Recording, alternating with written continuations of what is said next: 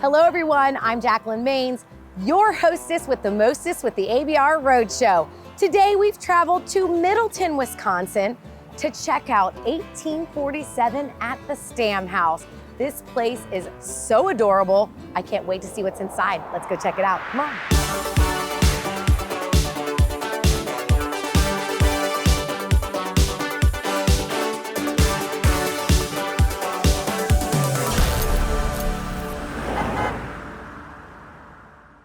All right, so now I have popped back in the cozy little kitchen here. I've got Josie with me, and then her dad, Roberto, and Nico are gonna be making me what dish?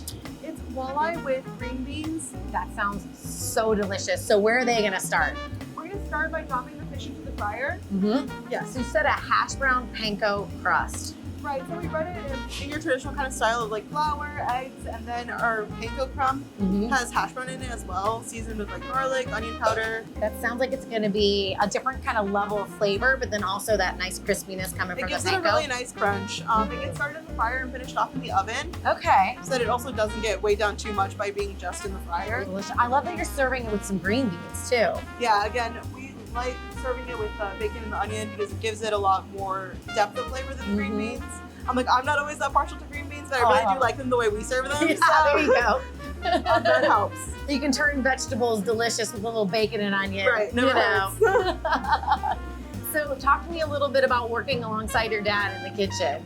Well, it is not the first time I've worked alongside my dad. We tend to get along really well. We don't argue much anyways. Yeah. So in this environment, it helps keep us both like level-headed, and it makes it a lot nicer to work with someone that you care about as well. For Because sure. I feel like ego doesn't get into it. Yeah. Couldn't be happier. All right, I've got this beautiful plate in front of me. This is a really pretty dish. Thank you. All right, beautiful panko. Got the crunch the on crispy. its own, yeah. Yes. Oh, that just melts right in your mouth. It really does, but with the crunch too. That's a beautiful piece of fish. That is delicious. Flaky, light. I love the crunch you get from the panko. That is the way to go. Thank you. All right, but now I gotta try. If you're making this in-house, Right. I have to try a bite with the tartar sauce. Now it's creamy and flaky and delicious. Oh, your tartar is good. Thank you. Yum, yum, yummy. All right, a green bean, because veggies. Well, we have to try, right? To get the veggies in. Hold on, let me get a piece of bacon. Heck yeah. Yes, that was the bite. All the texture's going on in my mouth right now. I'm so happy about. I'm gonna sit down with Troy. We're gonna talk a little bit, and then he's got more dishes for me to try. I cannot wait.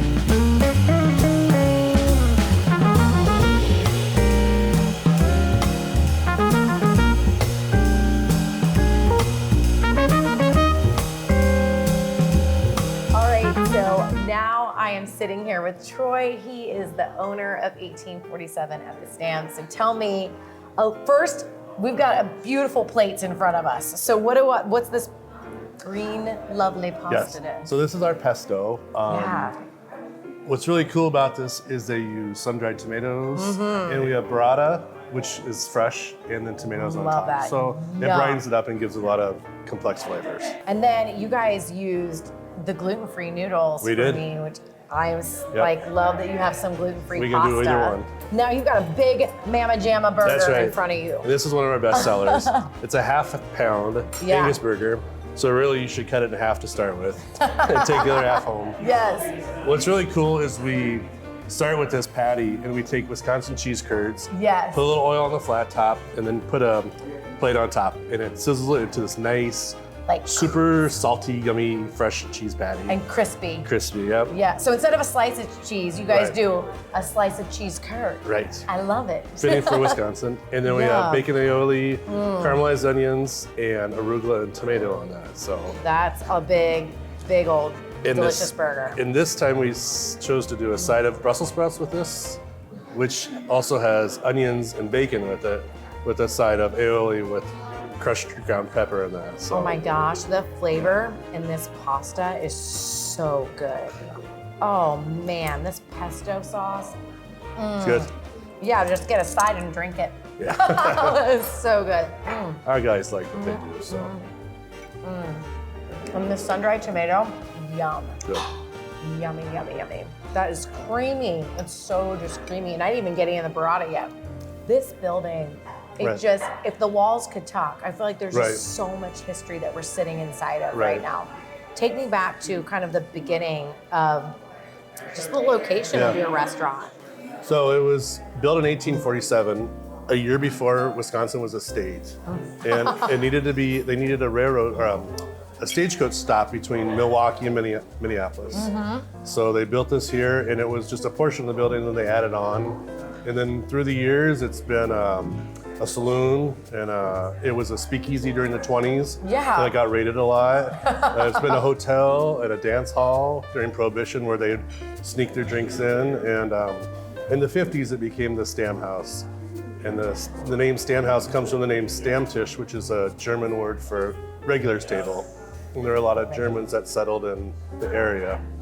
So, and then it's been a supper club probably since the 50s. People have come here for generations, so they really love the building, and they love what we did to it. So it's kind of one of those things where we're just sort of, we own the building for a little while, and someone's gonna own it after us. And there's, you know, it lives past us. So. And take care of it the way you have. I mean, it's just really cool. As we were sitting and talking earlier, I put my hand on the wall and I'm like, this is so cool that I'm putting my hand on something that has existed since 1847. Yeah. Like, that's really, really neat. It's like this juxtaposition of of the old and the new all in one space, but you did it in such the right way that it's not like too super modern and a very historical building. Like, you just kind of paired both of those eras together. We wanted to feature the stone and like the wood lintels above the windows.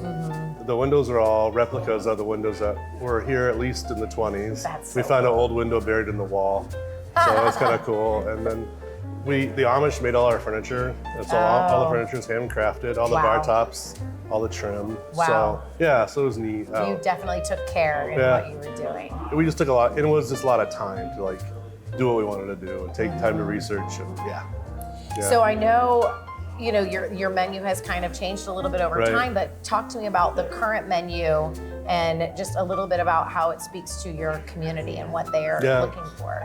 Well, we have to figure out how a modern supper club exists. You know, in the old days, a supper club was a lot of steaks and a lot of fried fish and a lot of alcohol.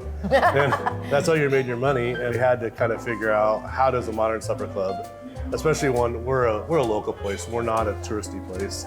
So how do we get our regulars wanting to come here? So we had to look for healthier options. We saw a lot of salmon, we saw a lot of pasta, you know, and we're always thinking about, you know, how do healthy, conscious people, how do they view our menu? Because we have to serve those people. We can't just do it the old way. So, and we're always adjusting to that. Really trying to take care of people within 3 miles of us. That is our bread and butter, to keep them happy and coming multiple times a month. So, now you'll have the opportunity to take care of people many more miles out. Well, we hope they so. see all this delicious food and they're like, heck yeah, I want to try. That'd be awesome. Speaking of heck yeah, I want to try, I got to dive in on this burger here. But I think I'm going to take your lead on the cutting it in half. Yes. So substantial.